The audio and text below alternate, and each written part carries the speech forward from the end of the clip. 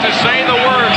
The world champion Chicago Bulls. Great privilege and proud to play against a guy who's had the most success in the 80s.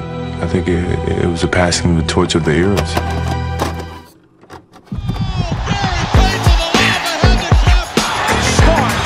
Hey guys, this is Dominique Wilkins. Hey, this is Sean Kemp. This is Gary Payton. Hey, this is Pau Gasol. NBA fans, what's up? This is Vince Carter here.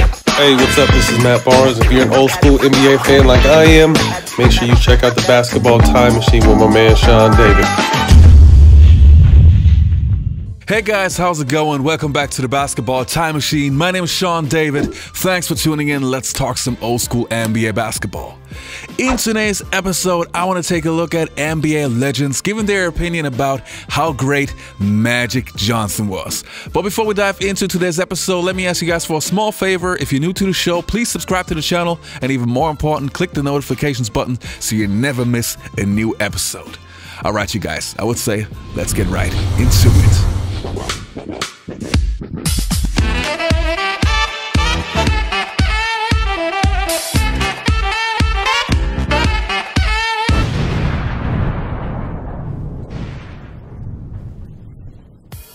Now, I'm not sure if you know, but there are two shows that you have to watch which involve Magic Johnson, which basically just had their release.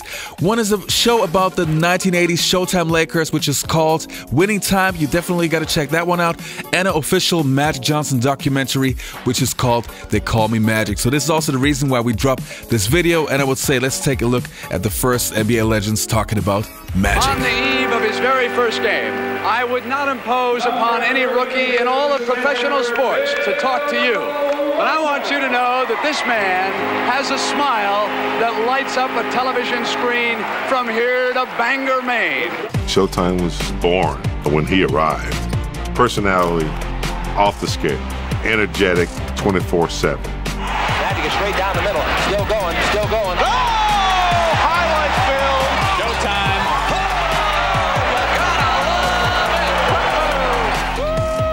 How did he sing?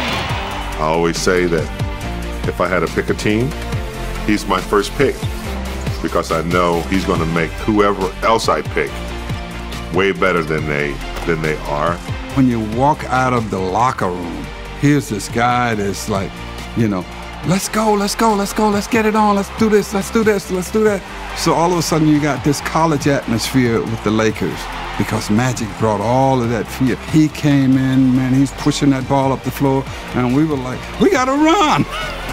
And if you didn't look up, and he was like, look up, Wood, I was like, hey! And the ball was right there.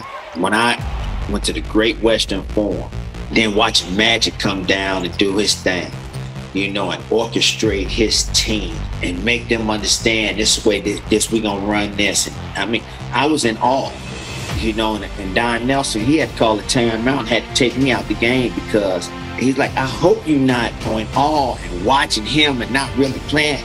I wanted to tell him, yeah, I mean, I need to sit down for a minute because wow, it took me a half just to realize that I'm playing against Magic. Magic Johnson fit in all the best player to ever play. Magic, I was going to bring Magic. I said the best player I've ever seen was Magic at 6'9". I don't understand why Magic Johnson's name is never in that conversation because I don't think Because he pays not to have it. You know, really? He was the first billionaire basketball player.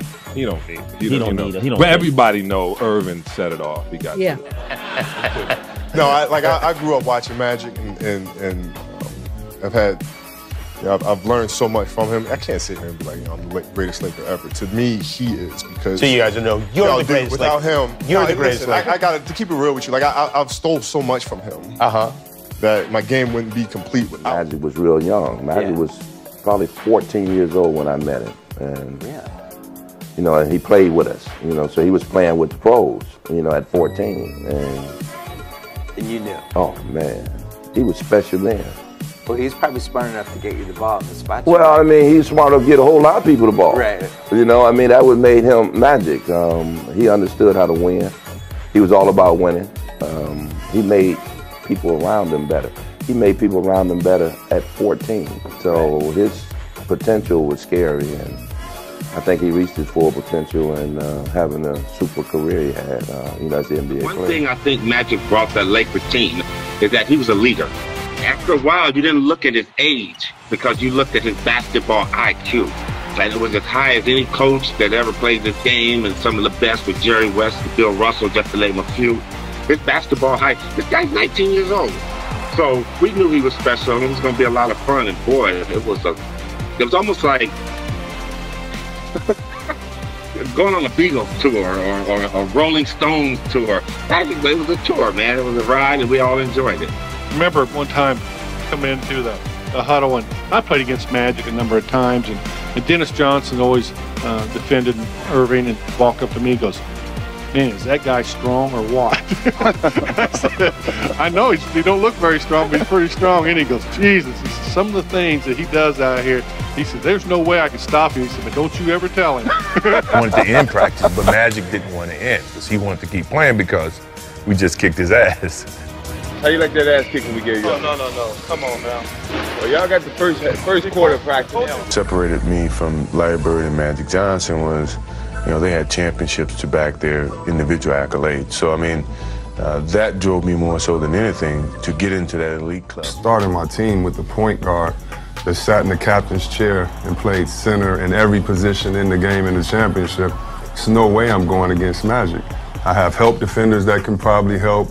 You look at all these guys are great, but you look at the first few years of all these guys, they all had great Hall of Famers, and maybe Mike didn't have that in the beginning, but to me, the one thing is Magic, being the leader that he is. One thing that is, maybe it is up for question, but Magic to me in the history of the game is one of the best leaders from what you've seen in his getting people energized, getting the crowd energized, the style of play. You ever notice when they scored how fast Magic Johnson got the ball up to half court?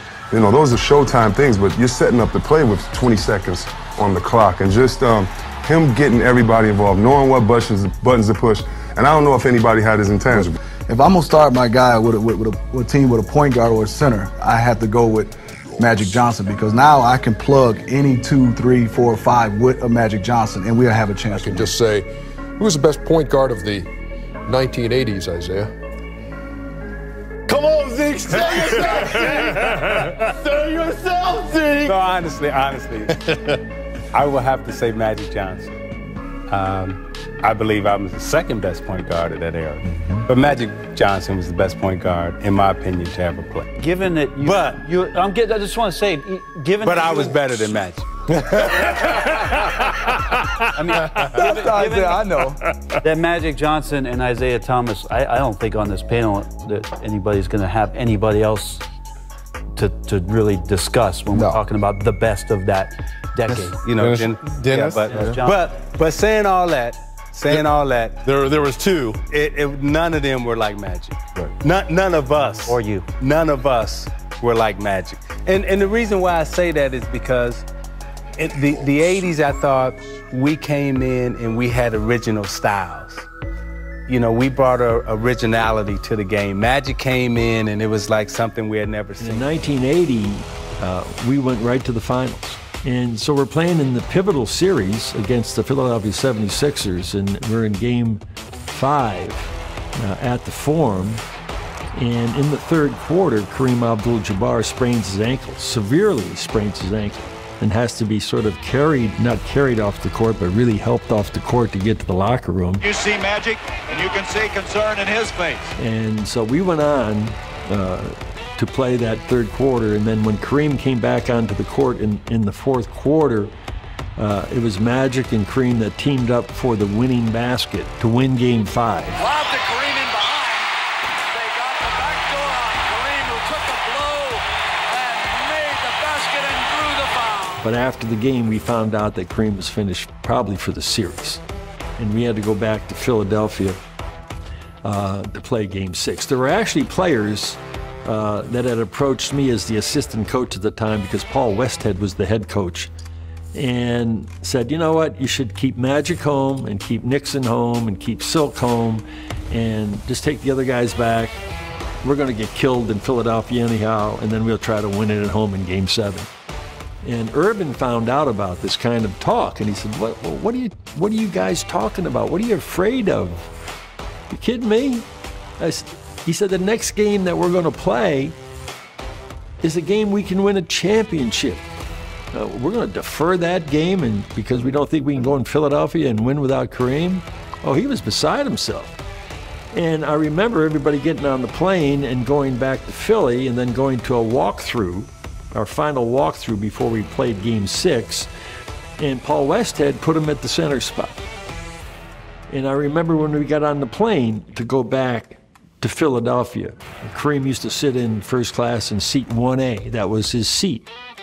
Nobody else ever sat in seat 1A. It was an aisle seat. Gave him more leg room. And as soon as Urban got on the plane, he sat right in 1A.